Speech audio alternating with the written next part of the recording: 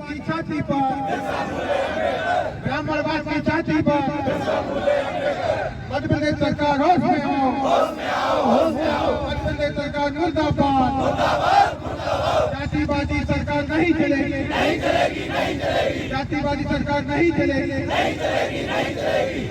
दोस्तों, ये बड़ा दुर्भाग्य है कि बहुजन समाज से आने वाले एक IAS जो सामाजिक न्याय की बात करते हैं, सामाजिक न्याय को स्थापित करने की बात करते हैं, उनके ऊपर माफी मांगने के बावजूद भी कार्रवाई कर दी जाती है, उन्हें पदमुक्त कर दिया जाता है और उन्हें IAS से हटाने के लिए IAS की जो उनके पास पद है उसको वापस लेने के लिए दिल्ली भी जो है पत्राचार कर दिया जाता है। आप समझिए कि एक IAS जो गरीब परिवार से उठकर इतने बड़े पद पर पहुंचा, संपूर्ण SC ST OBC के अधिकारियों और कर्मचारियों का नेतृत्व करने वाला बना और उसको कुछ चुनिंदा मनुवादियों के बहकावे में आकर पदमुक्त कर दिया जाता है। इसी मध्य प्रदेश के अंदर जो सामाजिक न्याय के खिलाफ बोलने वाले लोग हैं वो धड़ल्ले से खुलेआम और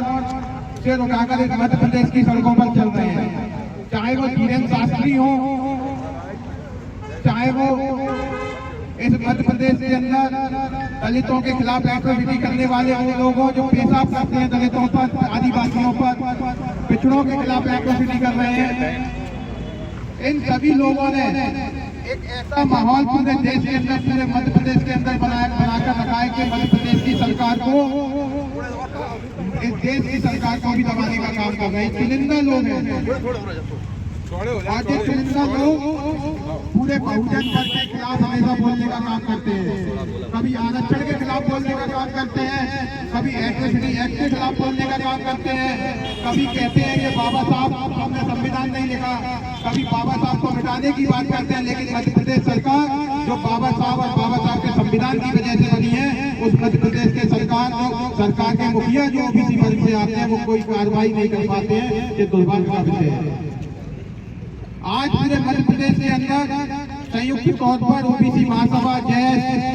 भीम आदमी, आजाद समाज पार्टी, तमाम जातिगत संगठनों का संयुक्त प्रदर्शन हो रहा है पूरे मध्य प्रदेश के हर एक जिले में, हर एक तहसील में। और जो आवाज हम लोग बुलंद कर रहे हैं मध्य प्रदेश की सरकार तक, देश की सरकार तक पहुंचा रहे हैं। आज एक ज्ञापन देने हम यहाँ आए हैं और देश के राष्ट्रपति को, देश के प्रधानमंत्री को आवाज पहुंचाने का एक ज्ञापन के माध्यम से काम कर रहे हैं कि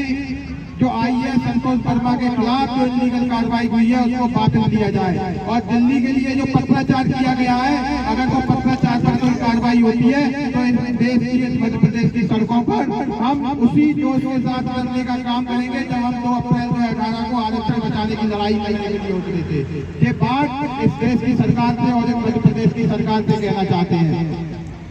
अंत में मैं ये कहना चाहता हूँ कि आज भी हम लड़ने के लिए, यहाँ प्रदर्शन करने के लिए आए। उससे पहले भी प्रेस कॉन्फ्रेंस भोपाल में हुई और अगर उनको जो उनके खिलाफ कार्रवाई की गई है IAS संतोष वर्मा के खिलाफ, अगर वो कार्रवाई वापस नहीं हुई और दिल्ली में अगर उनके खिलाफ कोई कार्रवाई होती है तो इस मध्य प्रदेश की सड़कों पर एक बड़ा आंदोलन हम सब लोग मिलकर इस मध्य प्रदेश की सड़कों को जाम करने का भी काम करेंगे। और 18 जनवरी को हमने ये तय किया है कि भोपाल में हम सब लोग IAS संतोष वर्मा के सम्मान में इकट्ठे होने का काम करेंगे। आप सबसे भी मैं निवेदन करता हूँ कि 18 जनवरी 2025 को भोपाल में IAS संतोष वर्मा के सम्मान में आप सभी लोग जो है अपने अपने घरों से निकले, अपने अपने रिश्तेदारों को लेके, अपने अपने दोस्तों को लेके, अपने अपने परिवारों को लेके। ये समाज को बचाने की लड़ाई है, ये संविधान को बचाने की लड़ाई है, ये आरक्षण को बचाने की लड़ाई है, ये हमारे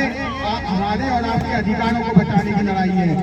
इसी के साथ बहुत बहुत धन्यवाद। हमारे बीच में अभी सिंगरौली मेडिकल कॉलेज के डीन और कोली समाज संघ के अध्यक्ष आदरणीय RD दत्त साहब भी आए हैं, उनका भी स्वागत करना।